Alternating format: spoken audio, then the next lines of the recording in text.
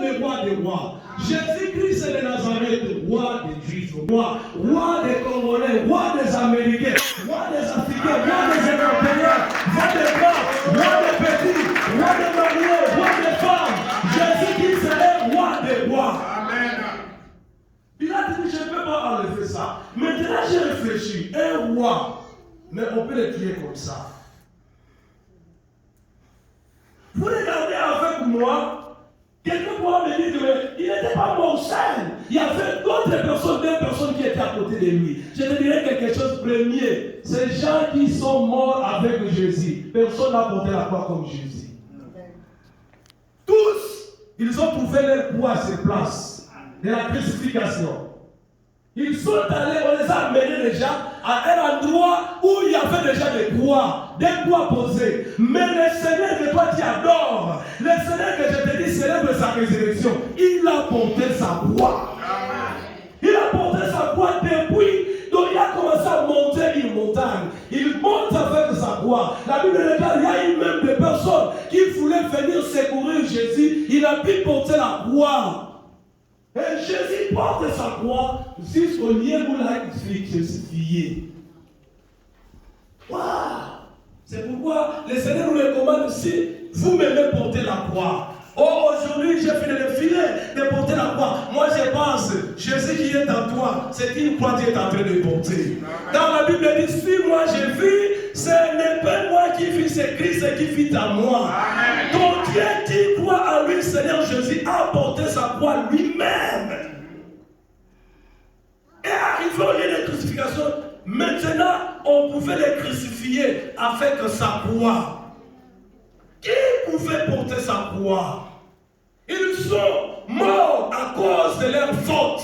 Deuxième raison, ils sont crucifiés à cause, ils méritaient, les deux personnes-là, méritaient leur mort. Mais le Seigneur n'a pas mérité ça. Tous les rois qui l'ont jugé, ils ont compris que réellement cet homme est saint. La Bible déclare qu'on n'a pas trouvé de fraude en lui. Il n'y avait pas le mal qui pouvait le condamner.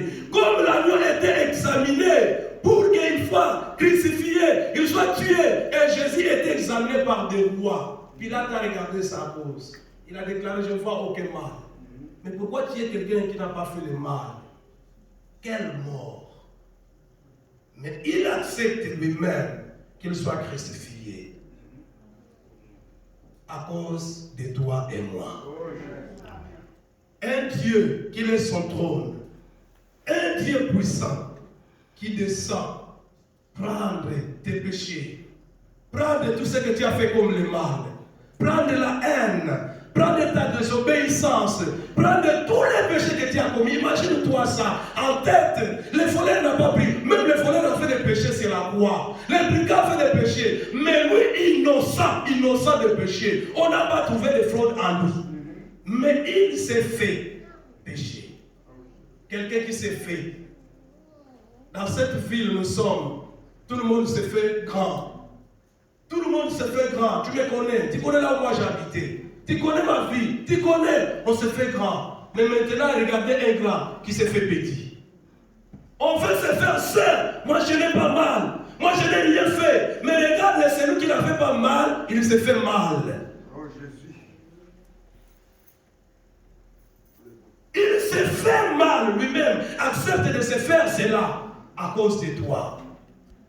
Et malgré ça, ils ont crié, crucifiez-le. Il n'a pas fait mal, crucifiez-le. Il n'a pas volé, crucifiez-le. Il n'a pas fait mal, crucifiez-le. Et Christ a accepté de se donner.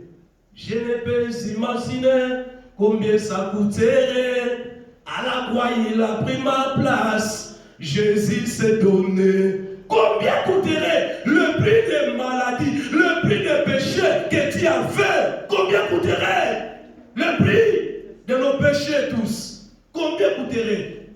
Mais Seigneur a payé ses prix. Non avec l'argent, non avec le bien matériel, mais il a payé ses prix avec son sang.